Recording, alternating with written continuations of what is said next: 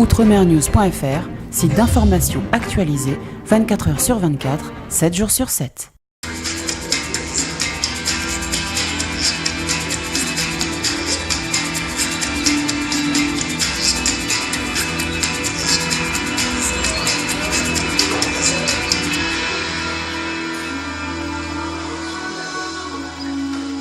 On a tourné donc en novembre 2015, en Martinique. Philippe Liang, notre réalisateur. Gunther joue notre d'Archeville, vous verrez le personnage. Sébastien joue mon fils Jocelyn, un chelou relou. Et Fabrice Di Falco qui nous fait le plaisir. Fabrice, tu peux venir comme ça permet qu'on identifie un petit peu notre équipe. Fabrice Di Falco nous a fait, donc vous allez entendre un chant, il nous a prêté sa voix que vous allez entendre sur ce meurtre à Martinique, vraiment agréablement et précieusement. Voilà, Gilou que je salue qui était notre régisseur général, Régine notre assistante, comme ça permet de voir la maison, et David notre comptable, chef comptable et administrateur chez Eloa Prod qui est présent aussi avec nous aujourd'hui. Et fervent supporter du Paris Saint-Germain. Voilà. Voilà. Donc, vous dire que ça a été une très belle aventure et que nous avons décidé en fait de faire ce projet parce que il y a une collection qui s'appelle Meurtra. Sur France 3, qui marche très bien le samedi soir. Et lorsque nous avons vu cette collection, nous nous sommes demandé pourquoi il n'y avait pas de région d'outre-mer, de France d'ailleurs, comme on dit. Donc j'ai été voir France 3 et on leur a proposé avec Philippe un projet qui se passait pour la première fois en outre-mer, pour changer les régions de France métropolitaine, puisque quand on dit cultures et légendes, je pense que nous avons de quoi faire. Donc nous avons commencé par raconter un petit peu quelque chose qui chez nous marque depuis des années, c'est l'éruption de la montagne Pelée, donc cette montagne avec tout ce qu'elle raconte de légendes et dans notre culture. Et donc nous avons fait ce projet avec Philippe et Alain Aga qui n'est pas là aujourd'hui, qui est un co-auteur, et puis un autre co-scénariste qui est Franck Tillier, qui nous a mis la touche, on dira un peu thriller et un peu fantastique aussi, puisque Franck a vécu aux Antilles, et même s'il est un grand écrivain, voilà, il nous a dit qu'il avait vécu en Martinique, ce qui est très étrange et en même temps qui montre qu'on est dans un petit monde. Voilà, donc nous avons travaillé tous les quatre sur ce projet que nous avons fait avec beaucoup de plaisir puisque c'était voilà d'amour. Vous aurez Sarah Martins va arriver vers 11h, donc comme ça vous pourrez aussi la rencontrer. Olivier Marchal est sur un autre film et sur France 2 et en même temps sur son long métrage à lui, donc il s'en excuse, il nous a envoyé un petit texto pour dire que voilà, si jamais il fallait qu'il dise quelque chose, il pourra toujours vous envoyer un petit mail si vous avez besoin de ses impressions. Et donc on est content que vous soyez là aujourd'hui parce que comme on ne fait pas assez d'événements comme ça et de rencontres, on avait envie de vous offrir la possibilité d'avoir cette projection en avant-première, que vous puissiez en parler entre vous, qu'on fasse un petit buzz entre nous. Et on pense que ça est nécessaire, c'est bien pour l'audience parce que quand il n'y a pas d'audience, on peut pas recommencer. Donc on mise tout sur l'audience pour qu'on puisse faire un autre projet, un autre Meurtra dans une autre région d'outre-mer. Voilà. Jean-Loup n'est pas là aujourd'hui, mon compagnon est associé, Jean-Loup Montieu. Il est toujours très discret, mais voilà, il est là par la pensée. Et donc Eloa Prod, c'est aussi ça, c'est la visibilité de nos diversités parce que elles sont riches et elles promettent des choses qu'on ne voit pas assez souvent, qui ne sont pas assez mises en valeur. Donc pour nous, c'est un combat de tous les jours chez Eloa Prod que de mettre cette diversité en valeur, les Outre-mer, l'Afrique, le Maghreb, toutes les diversités qu'on puisse imaginer, qui sont simplement le reflet de la société française et du monde en marche. Voilà, tout simplement. C'est un film qui va pas révolutionner l'écriture audiovisuelle, mais ce qui est intéressant, c'est de voir comment on peut, à partir de codes préétablis, puisque c'est une collection avec un cahier des charges nous obligeant à faire que les deux flics soient impliqués dans une affaire, enfin dans une relation un peu particulière. Il y a aussi la volonté que le coupable, vous le verrez, soit défendable. Donc voilà, ce qui est intéressant de ce genre d'exercice, c'est d'avoir des contraintes, mais en même temps, je veux dire, de pouvoir les mettre au service, voilà, de quelque chose. Et derrière tout ça, c'est toujours, comme France vous l'a dit, dit, une espèce de combat, oui, il n'y a pas d'autre mot, pour faire que, effectivement, montrer des comédiens formidables comme ce jeune homme, ce non moins jeune homme, voilà. Et donc c'est voilà, et voilà. Et je pense que moi, c'est voilà, dans tout ce que j'ai fait, voilà, il faut être militant. Et voilà. Et je terminerai juste par une chose. Je suis allé voir le film, le concours, voilà, qui est le concours d'entrée à la FEMIS. Moi-même ayant fait l'IDEC, donc j'avais passé ce concours il y a de nombreuses années. Et ce qui m'a quand même stupéfait, c'est que quand à la fin des 2 heures de documentaire, il y a la photo de famille qui est faite, sur les 60 personnes, il n'y a pas un seul black, il n'y a pas un seul maghrébin. Et ça, voilà, encore une fois, ça fait peut-être un petit peu vieille combat d'arrière-garde, mais quand même, je crois qu'il faut sans arrêt dire et redire que c'est pas supportable, je veux dire que la diversité soit si mal représentée. Voilà. Et donc ce film-là, je veux dire, à travers les codes qu'on a respectés, c'est quand même dire que voilà, il y a quand même des gens merveilleux, il y a un pays merveilleux aussi, et que voilà, malgré les 9000, enfin les 8000 kilomètres, je crois.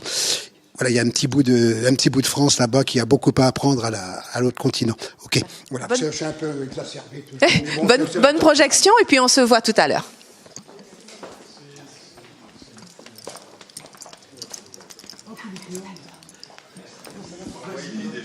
Alors je suis à l'avant-première pour la presse du film Meurtre en Martinique. Je suis en présence de France Dobdin qui a produit ce film.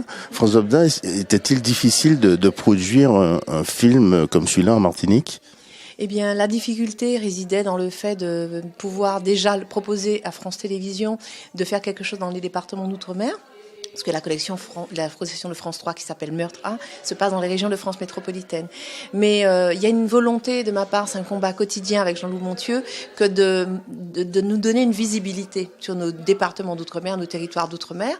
Et donc nous avons trouvé et nous avons eu la chance d'avoir nos collectivités qui nous ont suivis pour pouvoir produire un film comme ça, parce que vous savez bien que quel que soit le film qu'on fait en outre-mer, c'est un surcoût. Donc systématiquement, on nous dit ça va être plus cher, donc c'est pas possible, vous allez vous déplacer. En plus, on a eu énormément de décors, on tourne énormément en extérieur. Mais cette volonté, c'est une volonté de notre part de nous dire que rien n'est impossible pour nous. Il faut absolument qu'on montre que nous avons une richesse dans les départements d'outre-mer, que ce soit des décors, que ce soit les comédiens, les talents, les techniciens. Donc nous avons réussi ce challenge en 20 jours. Et vous avez réalisé le casting par vous-même. Était-il compliqué de réunir des talents venant de l'outre-mer ? Eh bien, nous avons d'abord cherché le noyau dur, c'est-à-dire le duo, parce qu'ils font un duo sur Meurtre A. Donc, Sarah Martins, que les gens connaissent déjà dans Meurtre au paradis, et puis Olivier Marchal, parce que ça permettait d'amener un peu chez nous ce blanc pays qui, de temps en temps, est là, il a vécu là depuis longtemps, il a épousé la Martinique à travers une femme, et puis il y est resté. Et puis, autour de ça, chercher des talents, des comédiens d'outre-mer, eh ben, on en a plein. On a beaucoup de talents, malheureusement, il nous manque des projets. Donc, on avait envie aussi de montrer que nous avions des comédiens capables, donc Gloria Bonheur, Olivier Oyoen, Gunther Germain, Sébastien Capgras, Daniel Di Francisque, enfin, on a un foisonnement, et puis Michel Maillet, qu'on a fait revenir avec Philippe Laville, parce qu'ils font partie de notre patrimoine. Montrer qu'on a vraiment des gens de talent, des gens qui ne méritent que d'être montrés, et ça nous a permis, effectivement, derrière tout ça, d'avoir des 2e, 3e, 4e rôles, et puis moi-même, puisque c'est vrai qu'on m'a rarement servi de très beaux rôles, et ben, de me permettre d'avoir la double casquette de productrice et d'actrice. C'est elle, c'est Céline. C'est notre fille.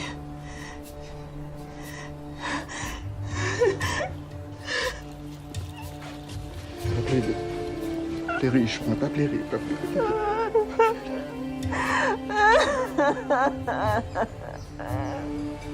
Je suis en compagnie de Sarah Martins, qui est la comédienne principale du film Meurtre en Martinique. Alors Sarah Martins, bonjour.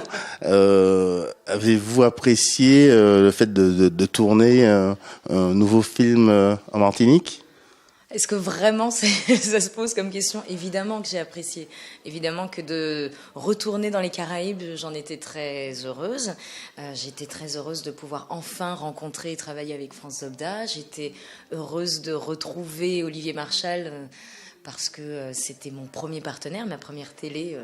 Quelques années avant, c'était avec lui. Mais oui, et puis je retrouvais aussi des techniciens avec qui j'avais travaillé en Guadeloupe. La plupart de l'équipe technique étaient des techniciens guadeloupéens qui sont venus nous rejoindre en Martinique. Donc je me suis sentie un peu à la maison. Enfin, je veux dire, il y avait beaucoup. Je ne connaissais pas la Martinique, mais il y avait beaucoup d'éléments déjà fraternels, habituels. Donc c'était sans risque, quoi.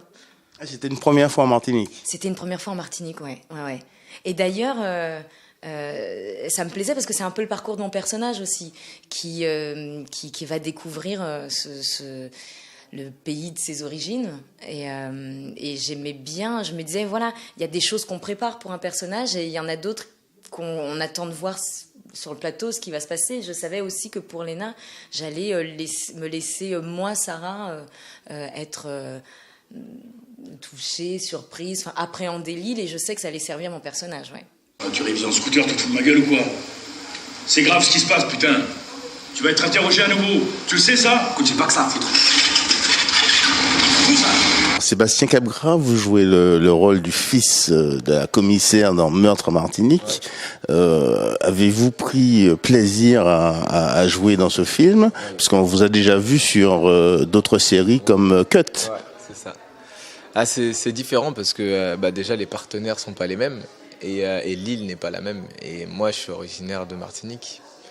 Et tourner sur cette île, c'était touchant en fait. Et humainement, être sur un projet comme ça, où déjà l'histoire, le personnage me touche, est différent de ce que j'ai l'habitude de jouer en règle générale dans cette série Cut par exemple, c'était vraiment sympa. J'ai vraiment pris du plaisir. Et puis les comédiens, Olivier Marchal, Sarah, France, ils sont top. Ils sont vraiment... ils sont très bienveillants avec moi. Ils ont été parce que j'ai pas été là souvent et du coup je suis rentré un petit peu dans le moule, dans le tournage, et ils ont été très bienveillants. J'étais vachement à l'aise avec eux et c'était un plaisir de bosser avec des gens comme ça.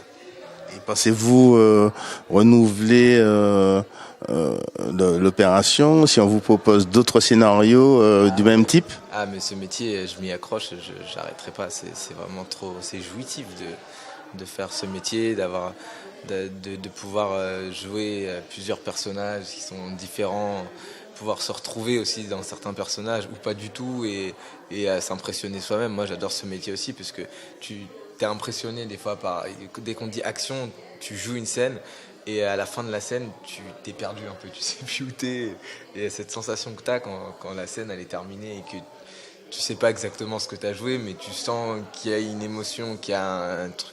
T'as vraiment l'impression d'avoir vécu quelque chose. J'ai revenu avec un mandat d'arrêt. T'inquiète pas, on reviendra. Ça met ton chapeau, hein. Ça serait dommage que tu prennes un coup de chou. Toujours beaucoup d'humour, Ventura. Ouais, ce qui fait mon charme. Alors Günther Germain, avez-vous pris plaisir à tourner ce film en Martinique? Oui, ça a été formidable parce que déjà c'est rare de pouvoir tourner dans les Antilles.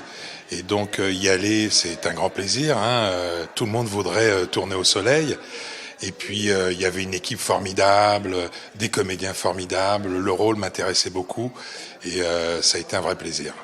Et ça a été quand même un rôle assez particulier. C'est un rôle effectivement assez particulier. C'est ce que j'aime en tant qu'acteur, de faire ce genre de rôle. Et on pourra dire toujours que on peut exagérer ou pas, mais voilà, c'était pour moi... je le voyais notable, donc j'ai pris du poids, que d'ailleurs j'ai du mal à perdre maintenant. Est-ce que c'est compliqué d'être comédien pour un ultramarin et de pouvoir tourner au niveau de l'Hexagone?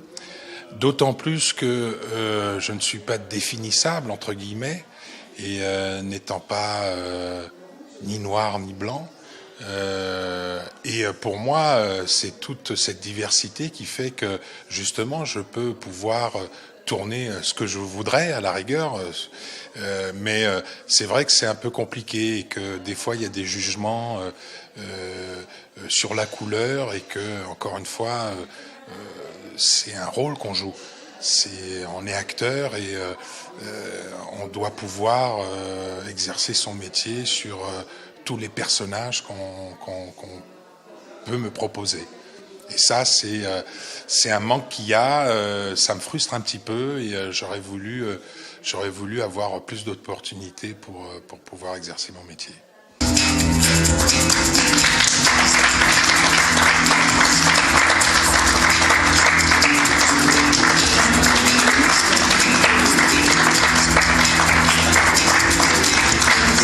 Merci.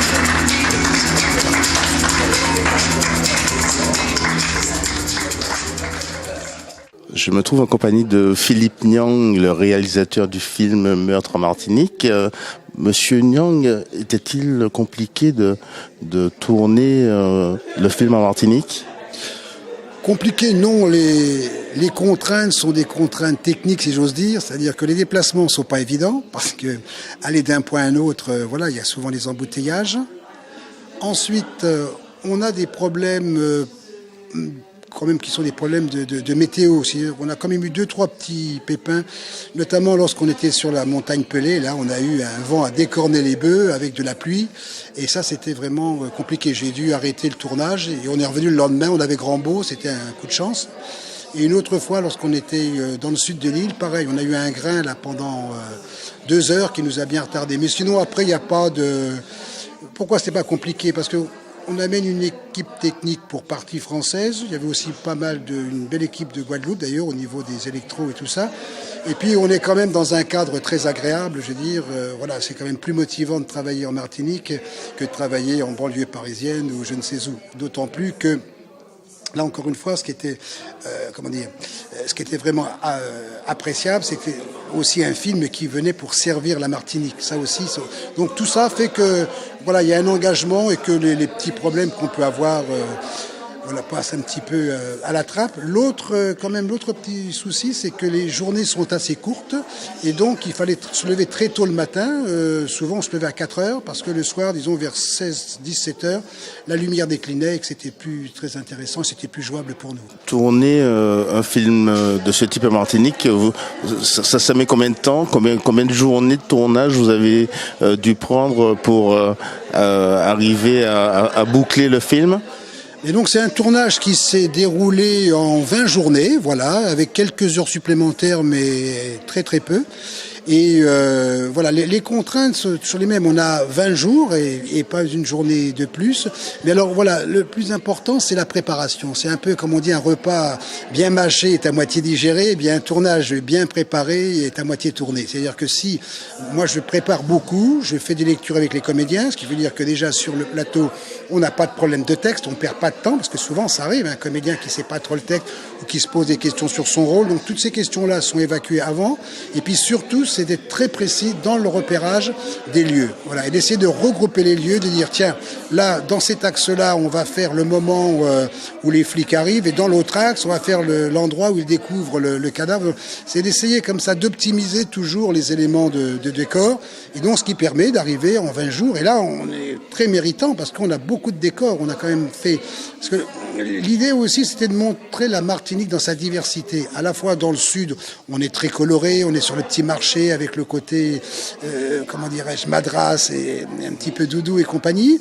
Mais en même temps, il y a le CDST, là, que beaucoup de gens, même en Martinique, ignorent, qui est ce bâtiment moderne à l'architecture très audacieuse, antisismique, je le rappelle. Les maisons, c'est pareil. On a de la maison traditionnelle quand on est chez les béquets, entre guillemets. Et on a aussi des choses beaucoup plus modernes quand on fait le shooting de photos, quand on est à l'hôtel. Donc voilà, c'était tous ces décors-là. Donc c'était quand même assez, un pari assez audacieux que d'arriver à montrer cette Martinique diversifiée en 20 jours. Vous avez réalisé avec France Zobda le casting. Vous vouliez mettre des comédiens d'outre-mer en avant ? Alors, le problème du casting, ça, comme je l'ai toujours, c'est un petit peu, moi, mon cheval de bataille. C'est vrai que je ne fais pas appel à un directeur de casting, mais souvent avec ma productrice France Zobda, on fait ça ensemble. Pourquoi on fait ça ensemble ? Parce que, bon, comme moi, j'écris déjà mes scénarios, donc j'ai une connaissance des personnages assez particulière, et surtout, là, encore une fois, faire un film comme ça en Martinique, c'est donner la possibilité à des acteurs, entre guillemets, de la diversité, je veux dire, de pouvoir montrer ce dont ils sont capables, parce que souvent on nous dit, ouais, mais des acteurs blacks, entre guillemets, il y en a pas assez, on les connaît pas. Quand on prend Gunther Germain, je veux dire, voilà, un homme dans la force de l'âge, qui est un magnifique comédien, qui fait beaucoup de doublage, qui a une voix, ça c'est aussi fondamental.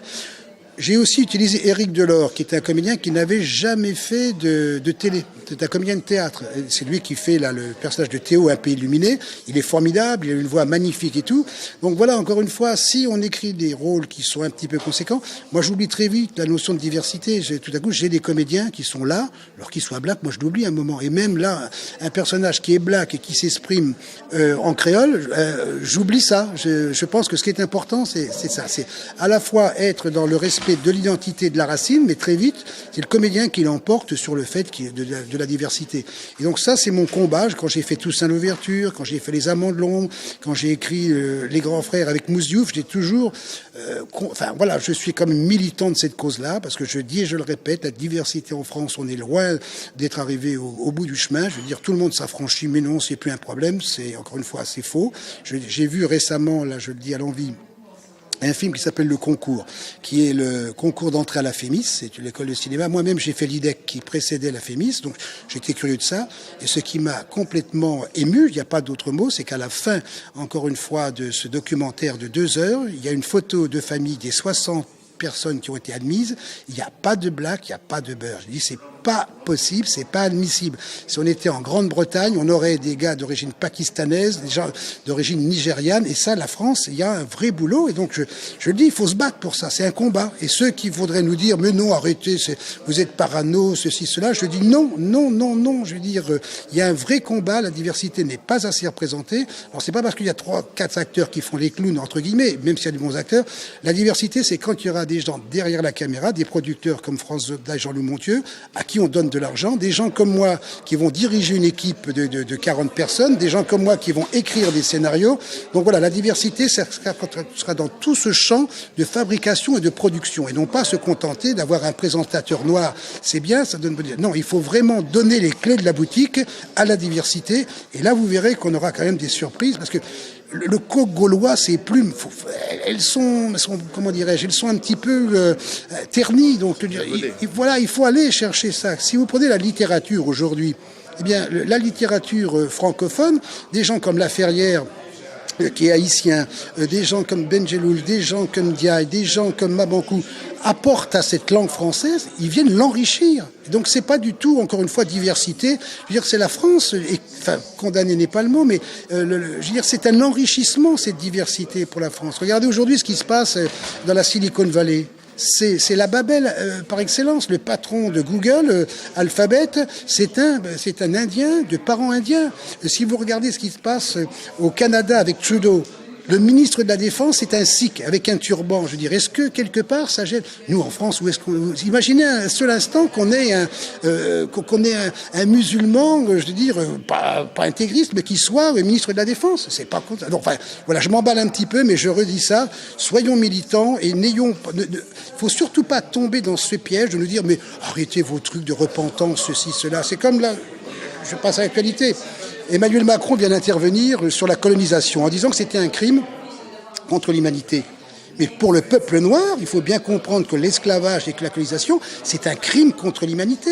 C'est pas une volonté comme ça exacerbée de détruire une race ou un peuple, mais ça aboutit quand même à une déclassification historique notoire qui fait qu'un noir est perçu toujours dans la perspective de l'esclavage et que le noir, que le rapport qu'on a aux colonies, c'est toujours ce rapport de supériorité, parce que dans les colonies, je veux dire, il y avait le nègre, il y avait l'arabe. Donc voilà, tout ça, je pense que les choses s'apaiseront avec ce qui se passe en banlieue aujourd'hui, qu'à la condition qu'on refasse un peu de cette histoire-là. Et tout n'a pas été, effectivement, comme pour la colonisation, n'a pas été scabreux. Il y a eu des choses qui ont été apportées, mais il faut refaire ce parcours-là, parce que là, on a toujours tendance à mettre ça sous le tapis. Et qu'est-ce que vous allez dire à des jeunes comme Sébastien Cabra qui veulent se lancer dans le métier en tant que réalisateur? Qu'est-ce que vous pouvez leur dire comme message?